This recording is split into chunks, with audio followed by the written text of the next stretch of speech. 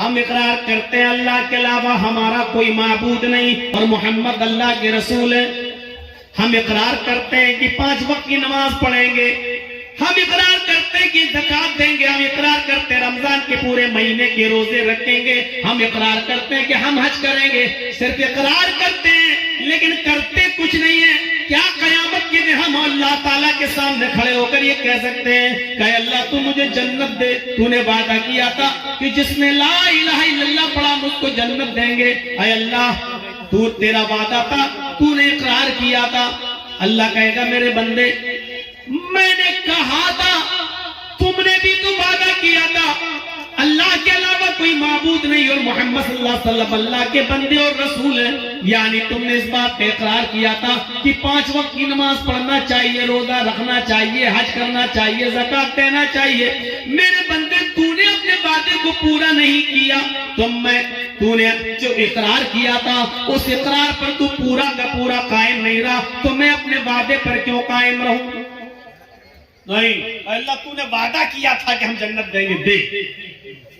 क्या आप कह सकते हैं जब एक मामूली मजदूर को आप सिर्फ बातें और इकरार पर मजदूरी नहीं दे सकते जब तक कि वो अमल न करे, जब तक कि वो आपके घर मजदूरी न करे, आपकी दीवार खड़ी न करे, जब आप बगैर मेहनत और काम के जब आप उसको मजदूरी नहीं दे सकते हैं, तो अल्लाह रब्बुल आलमीन सिर्फ इकरार और वादे के मुताबिक बगैर अमल के हमें और आपको जन्नत दे देगा।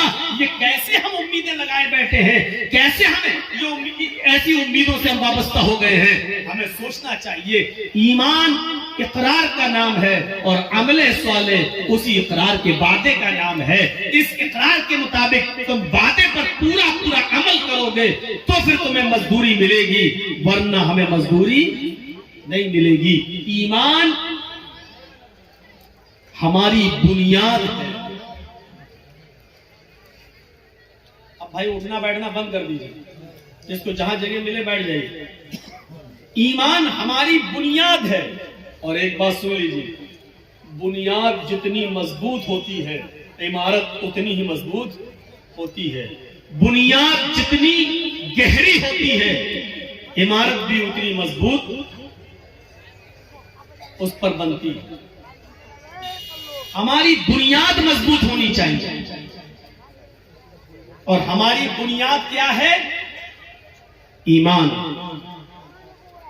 और अगर कोई शख्स अपनी बुनियाद को छोड़ देगा, बहुत जबरदस्त मिसाल देने जा रहा हूं, जो शख्स अपनी बुनियाद को छोड़ देगा, बुनियाद से रिश्ता खत्म कर लेगा, वो शख्स कभी तरक्की नहीं कर सकता है, कभी बुलंदी पर नहीं पहुंच सकता है।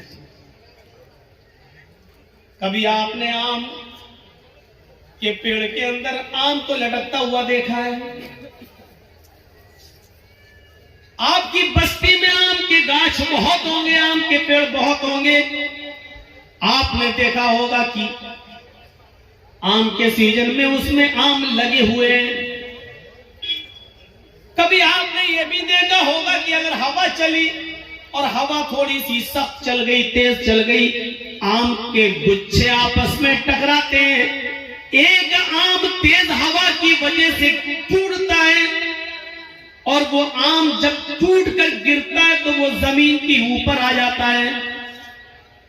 आपने कभी गौर किया कि जब आम टूटता है तो वो कहां गिरता है? अगर मैं सवाल करूं तो आप इसका जवाब ये देंगे कि आम जब पेड़ से टूटता है तो वो जमीन के ऊपर गिरता है। मैं आपसे पूछना चाहता हूं, आम जब टूटता है तो जमीन के ऊपर क्यों गिरता है? वो आसमान की तरफ क्यों नहीं जाता है? या आसमान उसको अपने ऊपर क्यों नहीं खींचता है?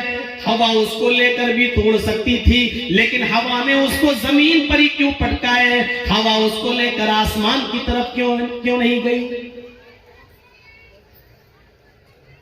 आम का ये फल हमें चीख कर ये मैसेज दे रहा है, ये पैगाम दे रहा है, आए दुनिया वालों, जब तक हम अपनी बुनियाद से जुड़े थे, दिन पे दिन मीठे हो रहे थे, दिन पे दिन बड़े हो रहे थे, दिन पे दिन तरक्की कर रहे थे, दिन पे दिन हमारे अंदर उस पर मिठास आती जा रही थी, हम दिन पर दिन परवान चलते जा रहे थे। लेकिन जब हमने अपनी बुनियाद से रिश्ता खत्म किया, जब हमने अपनी बुनियाद से रिश्ता तोड़ा, तो हमारा मुकद्दर जमीन की जिल्लत बन गई, हमारा मुकद्दर आसमान की बुलंदी नहीं बनी, क्योंकि हमने अपनी बुनियाद से अपना रिश्ता तोड़ लिया है, हमने अपनी बुनियाद से अपना रिश्ता खत्म कर लिया है। जो चीज अपनी बुनियाद से अपना रिलेशन, अपना कॉन्टेक्ट, अपना कनेक्शन, अपना ताल्लुक खत्म करती है, वो जलील होती है, बुलंदी पर नहीं जाती है। आम जब तक अपनी बुनियाद से चिपकाता, छोटा सा था, धीरे धीरे बड़ा होता जा रहा है, खट्टा था, धीरे धीरे उसमें मिठास आती जा रही है, हरा था, धीरे धीरे येलो कलर में बदलता जा रहा था। क्यों? क्योंकि वो अपनी बुनियाद से जुड़ा हुआ था। लेकिन जब उसने अपनी बुनियाद से अपना कनेक्शन खत्म किया, अपना रिश्ता तोड़ा, तो फिर वो जमीन के ऊपर आया, फिर वो जमीन के ऊपर गिरा और जमीन पर घूमने वाले छोटे छोटे बच्चे उस पर झपट पड़े और उसको चीर दिया, आम को फाड़ दिया, आम को, और उसको खा गए, लुकमा बना लिया। जो चीज अपनी बुनियाद से रिश्ता तोड़ती है, वो ऐसे ही नोची जाती है और ऐसे ही खाई जाती है, लोगों का लुकमा बन जाती है। मुसलमानों, नौजवानों, तुम्हारी बुनियाद है ईमान। जब तक ईमान से अपना रिश्ता मजबूत रखोगे, तरक्की करोगे, बुलंदी पर जाओगे, और जब ईमान से अपना रिश्ता खत्म करोगे, तो दुनिया तुम्हें अपना लुकमा बना लेगी, दुनिया तुम्हें अपने अंदर समो लेगी, और तुम दुनिया की उंगलियों के इशारों पे चलोगे। तुम्हें डांस कराया जाएगा, तुम्हें नचाया जाएगा, तुम्हें फिराया जाएगा, तुम्हें अपने उंगलियों के इशारों पर चलाया जाएगा। इसलिए तुम्हें चलना पड़ेगा, क्योंकि तुमने अपनी बुनियाद से अपना रिश्ता खत्म कर लिया है, तुमने अपनी बुनियाद से अपना रिश्ता तोड़ लिया है। अगर चाहते हो तरक्की करें, अगर चाहते हो कि बुलंदी पर जाएं, अगर चाहते हो कि हुकूमत मिले, सरदारी मिले, तो तुम्हें ईमान के साथ अपना रिश्ता मजबूत करना होगा, अपनी बुनियाद के साथ अपना ताल्लुक जोड़ना होगा। मैं इस चीज को बहादुरी नहीं मानता हूं। चंद लड़कों के बीच में एक लड़की जाती है और चेहरा खोली हुई है, लेकिन बस ऊपर से पर्दा डाले हुए हैं, और लोगों के बीच में जाकर अल्लाह अकबर का नारा लगा देती है। थोड़ी देर के लिए शाबाशी मिल जाएगी, थोड़ी देर के लिए जज्बाती मुसलमान जज्बात में बह जाएंगे, और उस लड़की की आवाज में आवाज मिलाकर फिर कलकत्ता में भी एहतिजाज होगा, कर्नाटक में भी एहतिजाज होगा, बंबई में भी एहतिजाज होगा। लेकिन हम इस एहतिजाज को सही नहीं मानते हैं। सही तो हम तब मानते जब एक लड़की हिजाब में गई और उसके हिजाब को उतरवाने की कोशिश की जा रही है, उसके हिजाब को उतरवाया जा रहा है, उसके इस हिजाब के उतरवाने की कैफियत को देखकर हम जितने भी मुसलमान हैं और जितने भी मुसलमान बहनें और माएं और बेटियां हैं, इनको इतना गुस्सा आ जाना चाहिए कि अब हमारे जिस्म से इन कमबख्तों ने हिजाब उतरवाने का प्लान बनाया है। आज से हम हिजाब जिद में पहनकर जाएंगे, हम अपने घरों से हिजाब की हिफाजत करेंगे। देखें कौन है जो हमसे हमारा हिजाब नोच सके और उठा सके। अगर उस लड़की के हिम्मत और बहादुरी और हौसले को सलाम कहना था, तो इन तमाम औरतों को उस दिन के बाद से हिजाब पहनना शुरू कर देना चाहिए था। अगर ये सारी हिंदुस्तान की औरतें हिजाब पहनना शुरू कर दें, बुर्का ओढ़ना शुरू कर दें, चेहरा छिपाना शुरू कर दें, देख लीजिए डिबेट कितनी जल्दी बंद हो जाएगी, और फिर कोई आदमी हिजाब पर फिर पाबंदी नहीं लगाएगा, क्योंकि वो जान जाएगा कि अब मुसलमान एक जख्मी शेर की तरह है। इसलिए एक औरत से अगर हिजाब उतरवाया तो ये सारी की सारी औरतें हिजाब पहनने वाली बन जाती हैं। तो इसलिए इसको छेड़ो ही मत, ये होना ये चाहिए था। लेकिन हुआ ये कि हम एहतिजाज कर रहे हैं, और चुनाव के बाद 10 मार्च के बाद यह एहतिजाज बंद हो जाएगा। क्यों? क्योंकि इसको चुनाव के लिए लाया जाता है, और ये सब बार बार उठेगा, और जब भी चुनाव आएगा इस तरीके के मुद्दे उठेंगे, क्योंकि इससे हिंदू और मुसलमान दोनों का ध्रुवीकरण किया जाता है। हम इस साजिश को नहीं समझ पाते हैं। हमारे अंदर ईमान कितना है ये हमें अंदाजा लगाना चाहिए। आपने एक पतंग को देखा होगा, पतंग उड़ती है, क्यों उड़ती है? हमने उस पतंग को उड़ाया, आगे बढ़ी, हमने ढील दी, वो और आगे बढ़ी, हमने और ढील दी, हल्का सा इशारा किया, फिर ढील दी, वो और आगे बढ़ी, हवा उसको बुलंदी पर ले जा रही है। वो पतंग बुलंदी पर क्यों पहुंची? कौन लेके गया? हवा। लेकिन थोड़ी देर के बाद आप देखते हैं दूसरी पतंग आती है और इस पतंग की डोर को काट देती है, इसके धागे को, मांझे को काट देती है। मैं कहता हूं हवा तो वही है जो अभी उस पतंग को ऊपर लेके जा रही थी, लेकिन जब उस पतंग की डोर कटती है तो फिर हवा उस पतंग को ऊपर लेकर क्यों नहीं जाती? अभी पतंग ऊपर लेकर जा रही थी, लेकिन अभी हवा उस पतंग को ऊपर लेके जा रही थी, लेकिन जब पतंग की डोर कटती है तो फिर वो हवा उस पतंग को ऊपर नहीं ले जाती है, बल्कि उसको जमीन पर आना पड़ता है। वही पतंग जो अभी ऊपर उड़ रही थी अब डोर से रिश्ता तोड़ती है तो वो हिचकोले खाते हुए, जंपिंग करते हुए, कूला मंडियां खाते हुए वो जमीन पर गिरती है। और जमीन पर भी फिर वही हाल होता है। छिछोरे लड़के, अनपढ़ लड़के, मोहल्ले के अंदर जिनको स्कूलों कॉलेजों में जाने की फुर्सत न हो, ऐसे छिछोरे लड़के उस पतंग के ऊपर टूट पड़ते हैं और उसकी छीना झपटी करके उसके टुकड़े टुकड़े कर देते हैं। ये पतंग जो आसमान की बुलंदी को छू रही थी, इसलिए क्योंकि वो अपनी बुनियाद से जुड़ी हुई थी, अपनी डोर से रिश्ता मजबूत की हुई थी, बुलंदी पर जा रही थी। लेकिन जब उसकी डोर को, उसके धागे को काट दिया गया, उसके बुनियाद को तोड़ दिया गया, तो फिर वो पतंग फिर एक बालिश भी ऊपर नहीं जा सकी। फिर वो कुला मंडियां खाते हुए, जंपिंग करते हुए जमीन के ऊपर आती है, जमीन पर आती है और गिरती है और जमीन पर बैठे हुए लड़के उस पतंग को फाड़ देते हैं, लूट लेते हैं। एक पतंग पर 20 लड़के गिर पड़ते हैं कि हमें मिल जाए, हमें मिल जाए, और छीना झपटी में उस पतंग के पर खच्चे हो जाते हैं। वो पतंग जमीन पर क्यों आई? पतंग का डोर से कटकर जमीन पे गिरना हमें ये मैसेज दे रहा है कि पतंग ने अपनी डोर से अपना रिश्ता तोड़ लिया है। जब इसने अपनी बुनियाद से रिश्ता, कनेक्शन खत्म कर लिया है तो अब बुलंदी नहीं मिलेगी, आसमान की ऊंचाई नहीं मिलेगी। अब बुनियाद से रिश्ता खत्म करने के बाद जमीन पर आना पड़ेगा। जिल्लत उसका मस्कन बनेगी, जिल्लत उसका मुकद्दर बनेगी। अब वो बुलंदी नहीं कर सकती, बुलंदी पर नहीं जा सकती है, क्योंकि बुनियाद से उसने अपना रिश्ता तोड़ा है। मुसलमानों, जब तक तुम कुरान से, ईमान से अपने रिश्ते को मजबूत रखोगे, बुलंदी करोगे, अल्लाह की कसम ऊपर जाओगे, अल्लाह की कसम इज्जत मिलेगी। वो भेड़ों बकरियों को चराने वालों को इज्जत किसने दी है? इसी कुरान ने दी है। वो उमर जो कभी कोई गुस्सा बर्दाश्त नहीं करते थे, वो उमर जो जनाब मोहम्मद रसूलुल्लाह सल्लल्लाहु अलैहि वसल्लम की गर्दन भी उड़ाने के लिए निकले थे, उस उमर को 22 लाख मुरब्बा मील का हुक्मरान किसने बनाया? उस उमर को इतनी बड़ी जमीन की मिल्कियत किसने अता फरमाई है? इतना बड़ा बादशाह, इतना बड़ा हाकिम किसने बनाया है? 22 लाख मुरब्बा मील पर हुकूमत किसने की? हजरत उमर ने। हजरत उमर फारूक को हुक्मरान बनाया तो इसी कुरान करीम की दावत ने, इसी कुरान करीम ने, इसी ईमान के रिश्ते ने। उमर की हैसियत ईमान लाने से पहले क्या थी, लेकिन जब उमर ने ईमान से अपना रिश्ता जोड़ा तो तरक्की करते गए।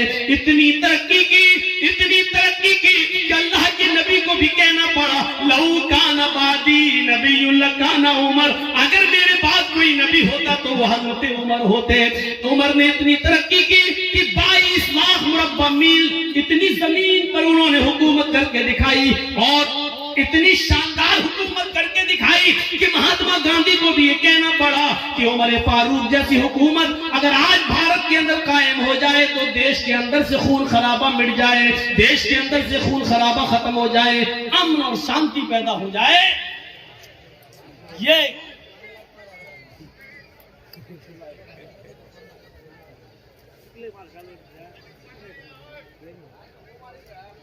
ये हमारे ईमान का हाल है। छोड़ दी कोई बात नहीं। कोई लेडीज ही उनको कह दे जो लाइट मार रही है लाल वाली, कोई बच्ची होगी, छोटी होगी, हरकत कर रही होगी। আপনারা বসুন, একদম কেউ দাঁড়াবেন না। मेरी बात आपने अच्छी तरीके से समझ ली है। ईमान से जितना रिश्ता हमारा मजबूत होगा उतना हम आगे बढ़ेंगे, तरक्की करेंगे। इन मिसालों से अब हम समझ गए हैं कि हम जलील क्यों हैं, हम रुस्वा क्यों हैं, बदनाम क्यों हैं। इसका जवाब देने की जरूरत नहीं, क्योंकि आपके पास इसका जवाब है, आप जानते हैं इसका जवाब, और जवाब देने में कोई हर्ज नहीं। इसकी वजह यह है कि हमारी बुनियाद कमजोर है, हमने अपनी बुनियाद से अपना रिश्ता मजबूत नहीं। एक और मिसाल देता हूं। ईमान जिसके अंदर, यानी हमारी बुनियाद जिसके अंदर जितनी मजबूत होगी, उसके अंदर उतना ही अल्लाह का डर होगा, और लोगों का डर उसके अंदर बिल्कुल नहीं है। जो जितना ज्यादा जिसके अंदर ईमान होगा, वो उतना ही ज्यादा अल्लाह से डरेगा और लोगों से उतना ही ज्यादा बेखौफ होगा। कभी आपने देखा है, एक मिसाल पर गौर कीजिए। अभी थाने से एक पुलिस वाला आपकी बस्ती में आ जाए, उसको मुखबिरी मिले कि फला जगह शराब वराब पी जाती है, और वो आ जाए, उसके हाथ में ना लाठी हो, ना डंडा हो, ना पिस्टल हो, ना बंदूक हो, लेकिन वर्दी में आया हो, और आप जानते हैं कि ये मेरे थाने का पुलिस है, तो आप ईमानदारी के साथ बताइए कि अकेला पुलिस वाला है, इसके बावजूद पूरा मोहल्ला, पूरा गांव उसके सामने ऐसे भीगी बिल्ली की तरह खड़ा रहेगा। साहब यहाँ सुना है कि शराब पी जाती? नहीं साहब, आपने गलत सुना है। समझ लो, अगर मुझे पता चला और कोई पकड़ा गया तो बहुत अच्छा नहीं होगा, कानूनी कार्रवाई की जाएगी। वो अकेला पुलिस वाला पूरे गांव पर, पूरे मोहल्ले पर धौंस और धमकी देता चला जाता है, जबकि उसके पास न पिस्टल है, न बंदूक है, न राइफल है, न लाठी है, न डंडा है, लेकिन अकेला है, चीखता चला जा रहा है, चिल्लाता चला जा रहा है, और हम उसके सामने खड़े। जी जी जी, नहीं साहब, कोई बात होगी तो आपको जरूर इन्फॉर्म कर देंगे। अरे साहब, हम तो कानून का साथ देते हैं। अरे साहब, आप हाँ हाँ साहब साहब कहते चले जाएंगे। मैं पूछना चाहता हूं कि उस अकेले पुलिस वाले से पूरा गांव क्यों डरता है? या यूं कह लो कि पूरे गांव उस एक पुलिस वाले के सामने भीगी बिल्ली क्यों बना रहता है? मैं इसको यूं भी कह सकता हूं कि वो एक पुलिस वाला पूरे गांव वालों के सामने अपने आप को सबसे ताकतवर क्यों समझता है? क्या पूरे गांव के लोग उसके ऊपर टूट पड़ेंगे तो क्या वो सबका मुकाबला कर लेगा? नहीं कर पाएगा। लेकिन इसके बावजूद वो सबसे ज्यादा ताकतवर समझता अपने आप को। क्यों?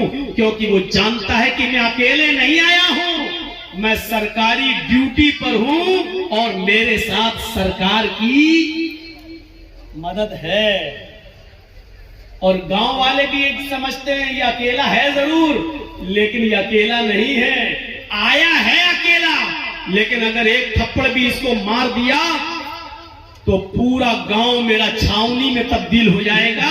क्योंकि अगर उसने एक फोन कर दिया तो मेरे पूरे गांव पर छापा मार दिया जाएगा, छावनी में तब्दील। ये अकेला आया है, लेकिन अकेला है नहीं, सरकार की ताकत है इसके पास। सरकार की ताकत है मौलवी चर्चिस के पास। पूरे गांव के लिए अकेला काफी है, पूरा गांव डरता है। इसी तरीके से एक मोमिन, हम आपको नहीं कह रहे हैं, हमें नहीं मालूम कि आप में कौन मोमिन है कौन नहीं है,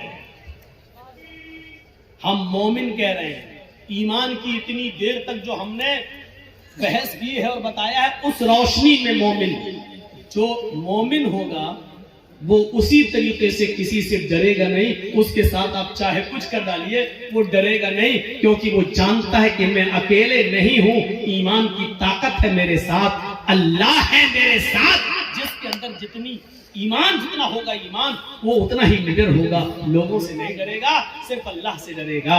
क्योंकि एक पुलिस वाला अकेले जब नहीं डरता, ऐसे ही एक अकेला सच्चा मोमिन भी किसी से नहीं डरता, क्योंकि वो जानता है कि मेरे पास ईमान की ताकत है। और उसकी मिसाल दूं आपको, जंगे बद्र हो रही है, बद्र का मैदान गर्म है, सहाबा की तादाद है सिर्फ 313, और इसके मध्य मुकाबिल जो लश्कर है वो है 1000 से ज्यादा।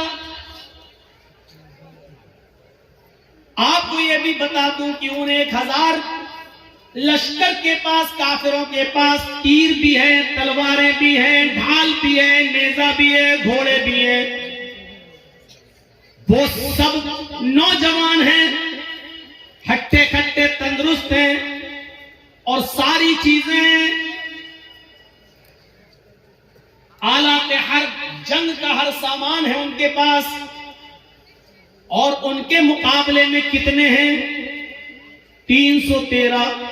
और ये 313 कौन है? जवान, बूढ़े और कुछ बच्चे जब मिलाए गए और इनकी गिनती तब जाकर होती है 313। और इन 313 लोगों के पास, इन 313 सहाबा के पास सिर्फ 2 घोड़े। आलाते हर्ब का हाल यह है कि किसी के पास तीर है लेकिन छोड़ने के लिए कमान नहीं है, किसी के पास कमान है लेकिन छोड़ने के लिए तीर नहीं है, किसी के पास तलवार है लेकिन काफिरों के हमले से बचने के लिए ढाल नहीं है। वो तलवार चलाए लेकिन काफिर जब उस पर हमला करे तो अपना बचाव किससे करे? उसके पास ढाल नहीं है। अगर किसी के पास ढाल है तो चलाने के लिए तलवार नहीं है। फिर भी जंग है, लड़ रहे हैं। जरा आपने गौर किया है, ये कोई मुकाबला था कि एक तरफ 1000 से ज्यादा और एक तरफ 313। एक सहाबी के ऊपर 3 से ज्यादा लोग, और इसके पास एक चीज है तो दूसरी नहीं, और उनके पास सब कुछ है। कौन सी चीज है जो इन 313 सहाबा को उनके सामने लाकर खड़ा कर रही है और उनसे लड़ने पर मजबूर कर रही है? ये कौन सी चीज? बताने की जरूरत नहीं, ये वही ईमान है, ये उसी ईमान की ताकत है। और ऐसी कंडीशन में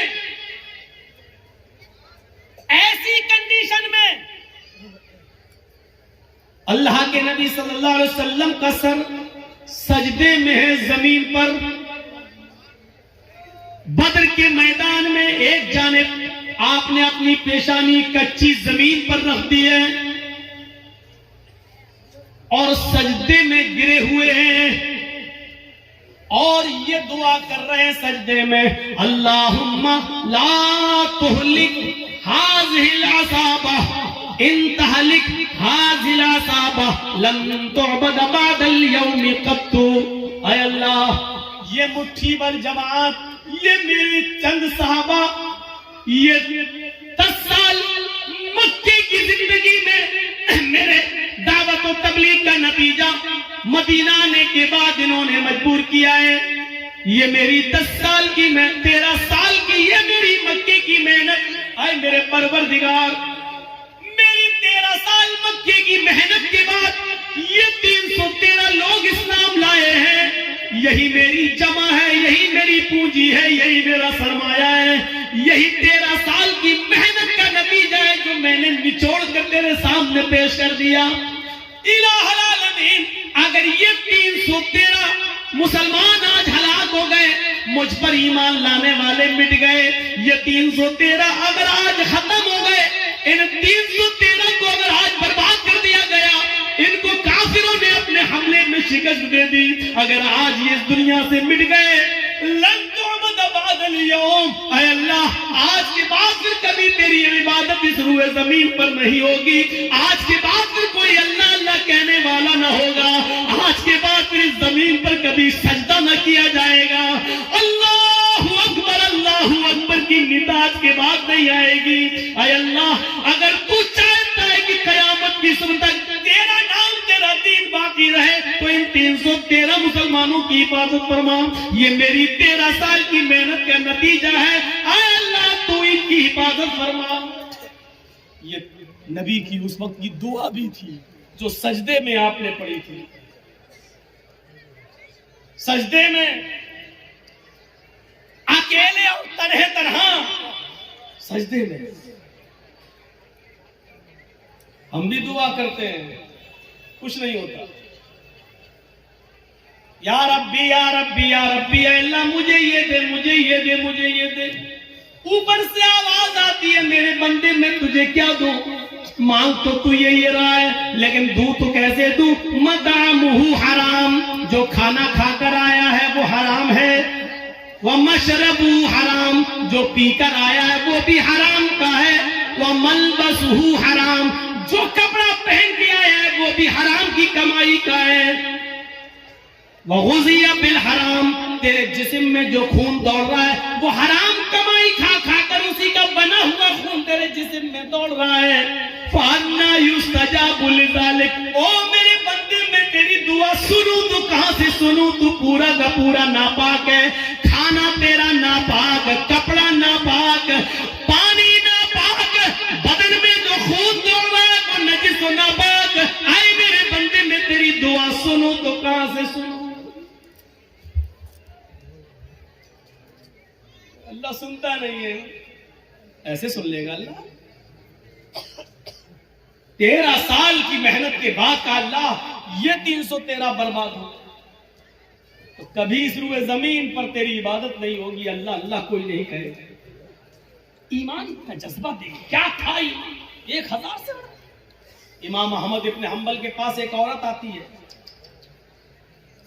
गौर करके देखिए, इस औरत के सवाल के बाद हमारी हैसियत क्या रह जाती है, जरा तसव्वुर कीजिए। एक औरत आती है, कहती है कि इमाम साहब एक मसला पूछने आई है। कहा क्या मसला पूछती है? कहा मैं चरखा चलाती हूँ। चरखा जानते हैं ना, महात्मा गांधी वाला चरखा मालूम है ना? हम लोगों के यहाँ तो आज भी लगे हुए हैं कहीं कहीं। जो लोग हैंडलूम हाथ से कपड़ा बनाते हैं वहां चरखे भी है, हाथ से फिरका सूत काटते। तो क्या कहती है इमाम अहमद इब्न हंबल से वो औरत? इमाम साहब मैं चरखा चलाती हूँ और दूसरे लोगों का सूद मजदूरी पर काटती हूँ और उनसे मजदूरी लेती हूँ। कभी कभी मैं रात में भी चरखा चलाती हूँ। जब मेरे पास तेल होता है। इस औरत के सवाल के बाद हमारी हैसियत क्या रह जाती है? सुने हमारी माँ बहनें, औरतें ऐसी भी गुजरी है। सिर्फ लाइट मारने वाली औरतें हर वक्त नहीं होती हैं। सुने इमाम साहब, मैं कभी कभी रात में भी चरखा चलाती हूँ। जब मेरे पास चिराग जलाने के लिए तेल होता है तो मैं चिराग जलाकर उसकी रोशनी में चरखा चलाती हूँ, सूत काटती हूँ। इमाम अहमद इब्न हंबल फरमाते हैं अल्लाह तुम्हारी रोजी में बरकत दे, रिस्क में बरकत दे। कहा इमाम साहब कभी कभी चिराग में तेल नहीं होता हमारे पास, लेकिन हमारे पड़ोस में खुला हुआ आंगन है, हमारे पड़ोसी का खुला हुआ आंगन है। कभी कभी उस आंगन में रोज चिराग जलता है। वो मेरे पड़ोसी का चिराग है, लेकिन वो अपने घर में अपने आंगन में चलाता है और उस आंगन में उस चिराग की रोशनी कभी कभी मेरे घर पे आती है। अगर मैं उस रोशनी में चिराग जला सूत फिरा लूं, उस पड़ोसी की रोशनी में अगर मैं सूत फिराऊं, चरखा चलाऊं, तो पड़ोस की रोशनी से जो सूत में फिराऊं और उसकी कीमत में मैं अपने मालिक से लूं तो ये कीमत मेरे लिए हलाल होगी या हराम होगी? क्या मैं उस रोशनी में जो चरखा चलाकर जो पैसा कमाऊं वो मेरे लिए जायज होगा या नाजायज होगा। तसव्वुर करो, इमाम अहमद इब्न हंबल कश खा के चक्कर खा के गिर जाते हैं कि इस दुनिया में, इस दौर में ऐसी औरतें भी मौजूद हैं जो तकवे का ऐसा मायार अपने अंदर पैदा की हुई है, ऐसा मायार अपने अंदर पैदा की हुई है। इस तकवे की रोशनी में जरा तसव्वुर करो, हम कहाँ हैं, हमारी रोजी क्या है, हमारा माल क्या है, हमारी इनकम क्या है, हमारी इनकम आ कहां से रही है। इस औरत के सवाल के बाद हम तसव्वुर करें कि हम कहां खड़े हैं। फिर कहते हैं कि ये हमें परेशान कर रहा, वो हमें परेशान कर रहा, फला काजा। कुछ नहीं, हमारे आमाल हमें परेशान कर रहे हैं, हमारे करतूत हमें परेशान कर रहे हैं, हमारी बदअमली हमें परेशान कर रहे हैं। अहमद इब्न हंबल रहमतुल्लाह अलैह ने कोई जवाब नहीं, सिर्फ इतना कहा, अय अल्लाह की बंदी, अगर तुम्हें लगता है,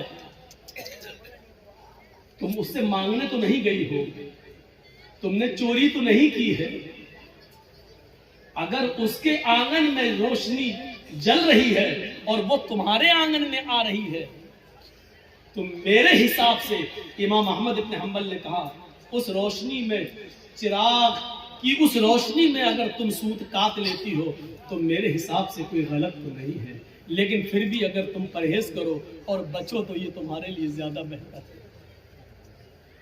ये अहमद इब्न हंबल है, जबकि चोरी नहीं थी, वो जला रहा है, दरवाजा नहीं है, आंगन से आंगन मिला हुआ है और उसके आंगन से उस चिराग की रोशनी यहां आ रही है, तो इसमें भाई आप, ये लाइट जल रही है, अब इधर रोशनी जा रही है, तो उस आदमी का क्या कसूर है। तुम अगर चाहते हो कि मेरी रोशनी मेरे घर तक रहे तो तुम्हें अपने घर का इंतजाम करना है, लेकिन अगर आपके घर की रोशनी और आपके बल्ब की रोशनी मेरे घर आ रही है और आप ये कहेंगे अपना, मेरी रोशनी तेरे घर क्यों आ रही है, अपना घर तोड़, तो आप गलत है ना। जरा तसव्वुर करो, अहमद इब्न हंबल ने, जब वो औरत जाने लगी, वो बूढ़ी औरत, तो अहमद इब्न हंबल रहमतुल्लाह ने लोगों से पूछा कि ये जिस बाप की बेटी है, इसका बाप कोई मामूली शख्स नहीं होगा, जरूर किसी अच्छे और नेक बाप की तरबियत होगी जिसने ऐसी नेक बेटी पैदा की है। जरा तसव्वुर करिए, नबी अकरम की दुआ इसलिए कबूल हुई क्योंकि आप सरापा रिज़्क़े हलाल इस्तेमाल करते थे। सहाबा की इसलिए मदद हुई उस जंगे बदर में क्योंकि किसी सहाबी ने माले हराम को अपना लुत्मा नहीं बनाया। मेरे भाइयों, 1000 का लश्कर फिर मग़लूब होता है और 313 सहाबा को फतह होती है। ये 313 सहाबा जो लड़े, ये कौन सी चीज थी? ये वही ताकत थी, वही स्पिरिट थी। कौन सी? ईमान। अगर ईमान ना होता तो लड़ते?